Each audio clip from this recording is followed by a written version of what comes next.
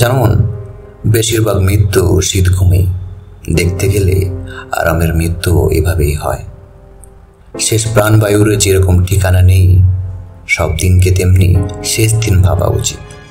যেহেতু মৃত্যুর কোনো ঠিক নেই, পরশুর জীবিত ব্যক্তি আজ মারা গেলে কাল 2 দিন। আজীবন উপভোগ যন্ত্রণার থেকে হইল স্বাধীন। বাকি যে কটা কাজ বিস্ময় হয়ে রয়ে যাক। কেউ বা করুক উদ্ধার, কেউ বা তার গবেষণাকে এগিয়ে লাগাক তাক। আনন্দের মৃত্যু শুয়ে থেকেই, আবার সবার শেষ জীবন কাটে কষ্টে। ভুক্তভোগীরা রোজ দিন করে মৃত্যু প্রার্থনা, মুক্তবাসীরা বলে ভগবানের এমন কেন যাতনা।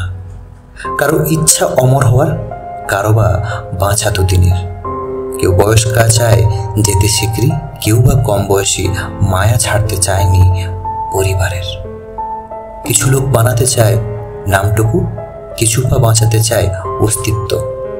কতটা ভাবনা লেখার মধ্যে জাহির করে, কত বা লজ্জায় বলতে চায় না মনস্থ।